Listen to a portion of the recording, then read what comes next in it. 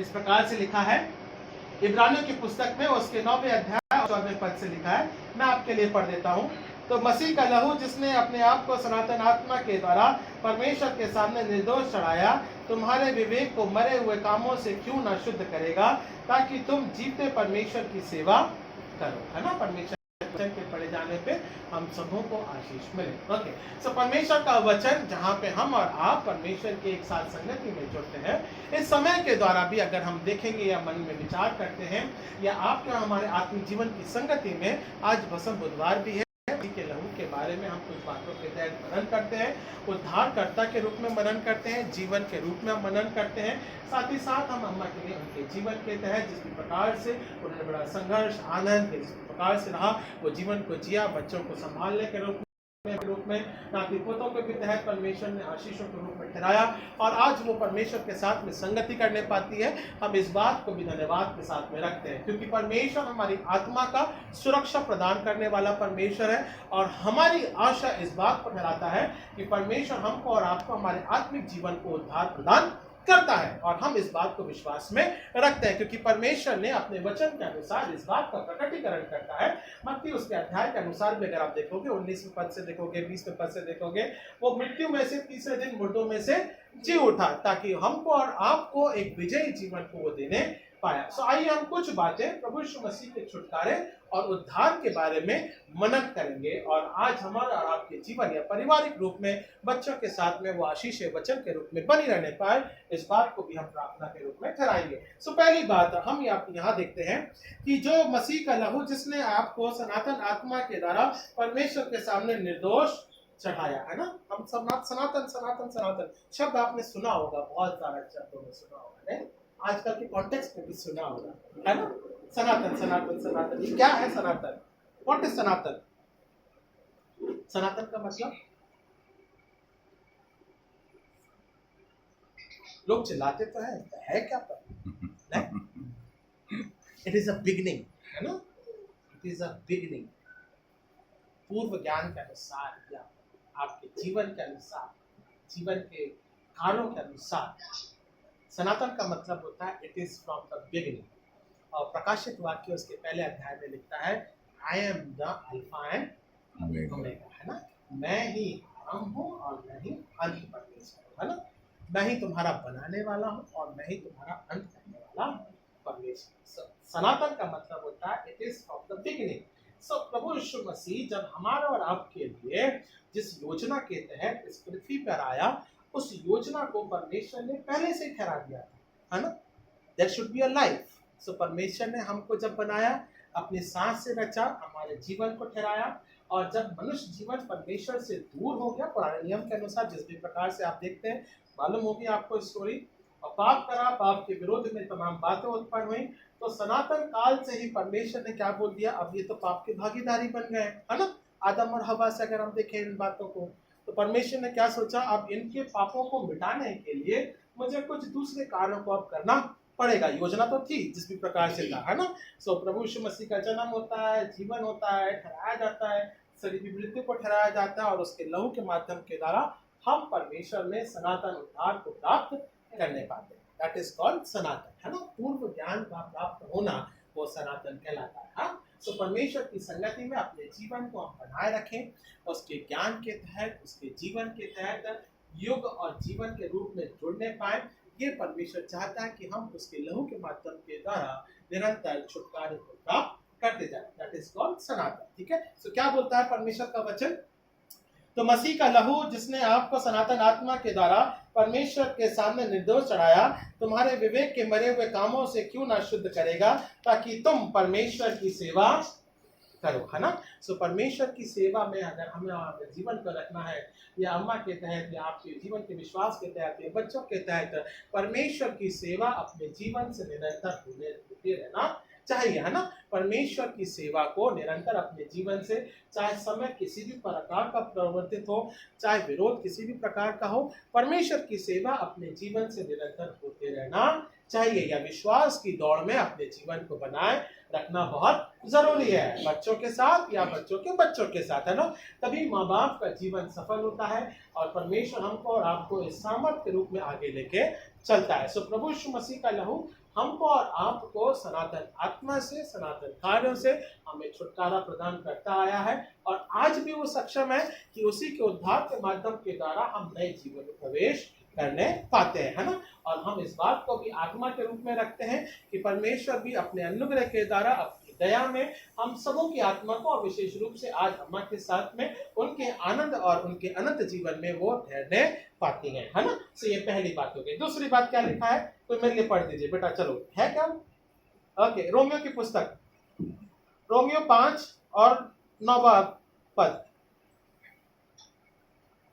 Romeo की पुस्तक 9 नियम में से मत्ती, मरकुस, लूका, यूहन्ना, प्रेरितों के काम, रोमियो, रोमियो की पुस्तक, हाँ पढ़ दो, 5वां अध्याय और 9वां पद।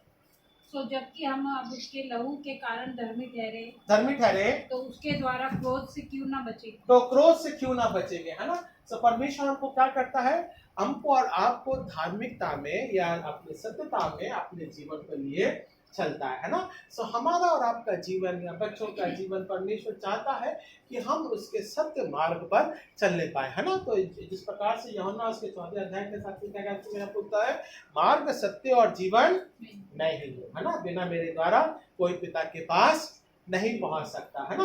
सो परमेश्वर का वचन इसी प्रकार से हमको जीवन को सत्य मार्ग के रूप में लेके चलता है, जिस प्रकार से हमारे माँ बाप चले हैं उसी सत्यता के रूप में, और वो चाहता है कि हम बच्चे भी उसी प्रकार से उसी के सत्य मार्ग या उसके ज्ञान के बोध में हम बढ़ते जाएं, या परमेश्वर की संगति में अपने जीवन को बनाते जाएं, है ना। क्योंकि संसार या संसार का समय थोड़ा ही है ना, थोड़े या पल भर के लिए हम आनंद को प्राप्त करते हैं, पर परमेश्वर का वचन क्या बोलता है, मैं तुम्हें अनंत काल का आनंद देने वाला परमेश्वर हूँ। मुझ में या मेरे जीवन में या उसके लहू में, सत्य मार्ग में अपने जीवन को बनाए रखो, तो वो क्यों ना तुम्हारा उद्धार करेगा, है ना। परमेश्वर हमारा उद्धार देने वाला परमेश्वर है। अपनी चालों को परमेश्वर के तहत बनाए रखना और उसके वचन की सत्यता में अपने जीवन को आगे बढ़ाते रहना या चलते रहना, है ना। तो ये दूसरी बात हो गई। परमेश्वर का वचन हमको तीसरी बात के लिए क्या प्रेरित करता है, तो मेले निकाल लीजिए इफिसियों की पुस्तक, उसका पहला अध्याय और 7वां पद। इफिसियों की पुस्तक, उसका पहला अध्याय और 7वां पद।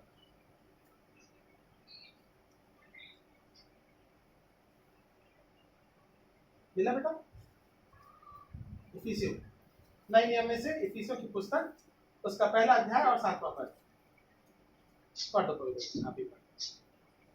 हमको उसमें उसके लहू के द्वारा छुटकारा, अर्थात अपराधों की क्षमा उसके उस अनुग्रह के धन के अनुसार मिला, इसके अनुग्रह के धन के अनुसार मिला, है ना। तीसरी बात क्या बोलता है परमेश्वर का वचन, परमेश्वर का वचन बोलता है उसके लहू के द्वारा हमें छुटकारा मिला, है ना। आज ऐश वेडनेसडे है। हम ऐश वेडनेसडे क्यों मनाते हैं, इस बात का प्रतीक है परमेश्वर मैं राख से बना हूँ, मिट्टी से बना हूँ, और एक दिन मैं मिट्टी में मिल जाऊंगा, दैट इज तो फुल एंड फाइनल, है ना। इसमें कोई परिवर्तन नहीं हो सकता।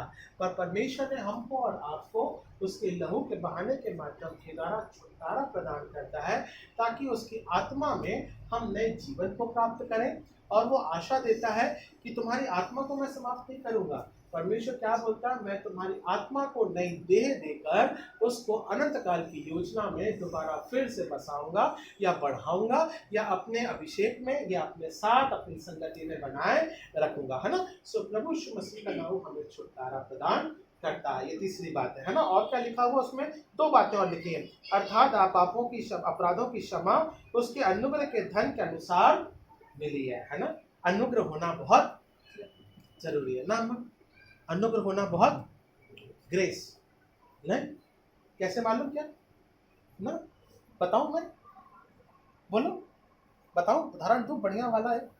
बच्चे कच्चे हैं सबके, कौन सी क्लास में है, मेरे 2 बच्चे, आपके बच्चे हैं 2, अच्छा कौन सी क्लास में है, एक थर्ड में, फर्स्ट में, अच्छा एक थर्ड क्लास में है, और अभी तो नहीं जा रहा है। सो बहुत बड़ा अनुग्रह है, फिर सब दिक्कत नहीं है, टेंशन वाली बात नहीं है। ओके, जो बच्चे हैं माँ बाप हैं, मैं बता रहा हूँ एक सिंपल सा, टीचर पढ़ा रहे हैं, अब साल भर मेहनत करे नहीं करे वो बात की बात है, जाने दो, छोड़ दो। पर छोटी क्लास में क्या होता है, बच्चा मान लो अगर 1-2 नंबर से फेल हो रहा होता है ना, तो आप क्या करते हैं, उसे टीचर क्या करती है, +1 ग्रेस पास, है ना। बहुत अच्छा उदाहरण है। टीचर भी क्या बोलती है, वो संसारिक टीचर है। हाँ, हमारा परमेश्वर कितना सामर्थ्य परमेश्वर है, वो और बड़ा टीचर है। संसारिक टीचर क्या बोलती है, बच्चा फेल हो जाएगा, कोई मतलब नहीं है, जीवन खत्म हो जाएगा, छोटी क्लास में है, इसे क्या करो +1 ग्रेस देके निकाल दो, है ना। गवर्नमेंट जॉब में ऐसा नहीं होता है, ग्रेस नहीं चलता है। गलती हो गई, सस्पेंड है, बाद में इंक्वायरी होगी, क्या करना है। तो परमेश्वर का नियम एज अ टीचर, है ना, वो हमारा सामर्थ्य परमेश्वर वो क्या करता है, every year he give us the grace, +1 grace, है ना। 2025 2024 हमको और आपको एक अनुग्रहकारी जीवन देता आया है ना, उसके लहू के माध्यम के द्वारा +1 ग्रेस करके वो एवरी ईयर हमें देता है, ताकि हम उसकी नजदीकी में बने रह सके, हम पिछड़े नहीं, हम शायद अब भटक ना जाएं। तो परमेश्वर चाहता है उस भटकाव के जीवन में नहीं जाना है, बल्कि हमको और आपको उसके विश्वास में, अपने जीवन में, सत्यता में या उसके चालों में अपने जीवन को बनाए रखना है। और हर एक माँ बाप का ये उद्देश्य होता है, बेटा तू मेहनत कर ले, पढ़ ले, आगे बढ़ ले, वो जीवन तेरे कार्य आएगा। और इसी प्रकार से सभी बड़े लोग शिक्षा प्रदान करते हैं, है ना, because they want that grace, है ना। आप और आप, हम चाहते हैं कि बच्चा आगे बढ़े, उस अनुग्रह में बढ़े, ताकि आत्मिक शिक्षा में और संसारिक शिक्षा में दोनों में वो बढ़ता जाए, है ना। सो परमेश्वर चाहता है कि हम उसके अनुग्रह में अपने जीवन को बनाए रखने पाए। और ये कैसे होगा, उसके लहू बहाया हुआ जो है वो उसके विश्वास लाने से हम और आप बने रहने पाते हैं। अच्छा, अभी अंतिम बात है, पहला यूहन्ना उसका पहला अध्याय और 7वां पद, 1 जॉन, प्रकाशित वाक्य से बेटा, हाँ 1 जॉन, ओके मिला, एक मिनट हो जाना, वो पढ़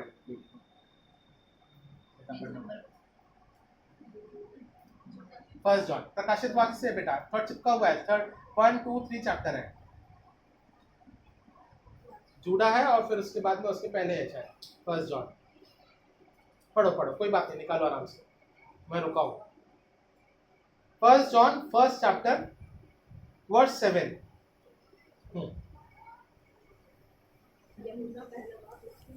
हाँ, पर यदि जैसा वह ज्योति में है वैसे ही हम भी ज्योति में चलें, वैसे हम भी ज्योति में चलें, तो एक दूसरे से सहभागिता रखते हैं, और उसी से द्वारा हम एक दूसरे से सहभागिता रखते हैं, और उसके पुत्र यीशु का लहू हाँ, हमें सब पापों से शुद्ध करता और वो हमें क्या करता है, शुद्ध करता है ना। We never want to live in a darkness, हम अंधकार में कोई भी रहना नहीं चाहता, है ना। बॉम्बे में लाइट तो कम जाती है तो कोई प्रॉब्लम नहीं है ऐसा, पर बाहर गांव में कभी कभार पानी, बरसात है, सीजन है, गर्मियों में लाइट काट देते हैं, यूपी में जाता जाती है ना, ज़्यादा कठिनाई होती है उधर के, है ना। सीजन हो चाहे ना हो, जो गवर्नमेंट बोलती मतलब बोलती, काटिंग है ना।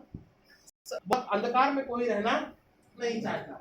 सो परमेश्वर का वचन क्या बोलता है, जब संसार के अंधकार में नहीं रहना चाहते हो तो तुम क्यों अपने आत्मिक अंधकार में अपने जीवन को बिताते हो, है ना। हमारा आत्मिक जीवन देने वाला हमारा परमेश्वर है, और वो चाहता है कि हमारा आत्मिक अंधकार से हम निकल करके ज्योति में प्रवेश करने पाए। और वही आत्मिक पिता है या प्रभु यीशु मसीह है, जो कि कहता है अपने वचन के अनुसार, और ये प्रकट करता है, जैसा वह ज्योति में है वैसा तुम भी ज्योति में बने रहो, है ना। जीसस इज द लाइट, है ना। प्रभु यीशु मसीह का वचन उसके अनुसार हमको और आपको बोलता है आई एम द लाइट।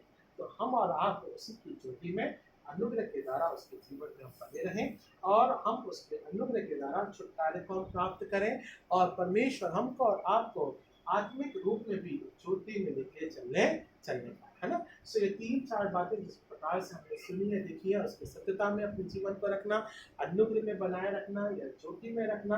परमेश्वर चाहता है कि हम उसके अनुग्रह के द्वारा छुटकारे में जीवन को प्राप्त करते हुए, पापों की क्षमा को मांगते हुए, परमेश्वर के साथ उसकी नजदीकी में और परमेश्वर की संगति में अनंत काल में हम सहभागी बने पाए। आइए हम प्रार्थना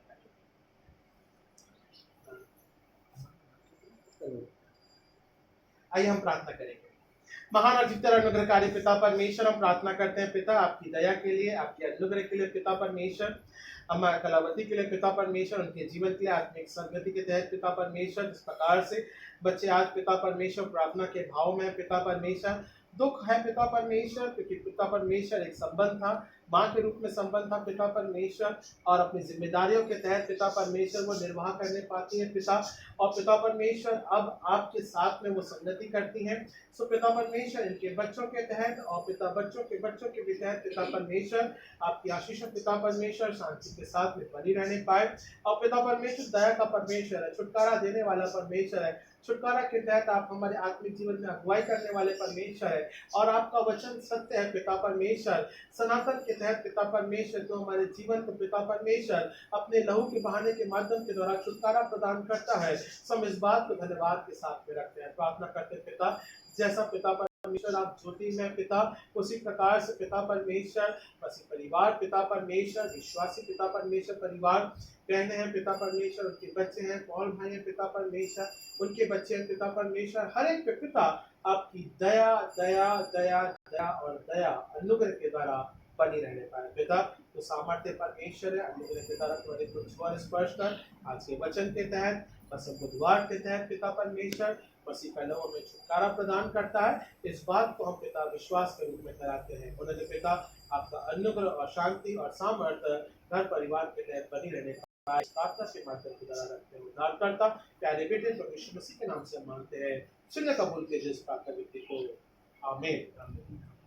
हमारे बाप तुझे आसमान पर है, तेरा नाम पाक माना जाए, तेरी बादशाहत आए, तेरी मर्जी जैसे आसमान पर पूरी होती है ज़मीन पर भी हो। हमारे रोज़ की रोटी तू आज हमें बख्श दे, और जिस प्रकार तूने हमारे कसूरों को माफ़ किया, हमारे कसूरों को भी माफ़ कर। हमें आजमाइश में न डाल, बल्कि बुराई से बचा, क्योंकि बादशाह तेरे ही है, आमीन। हम आशीष ग्रहण करेंगे।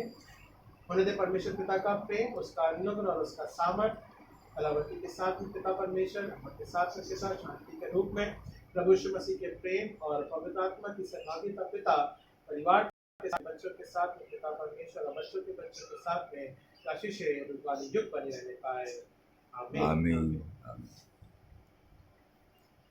आप सबको जय मसीह। जय मसीह की, जय मसीह की।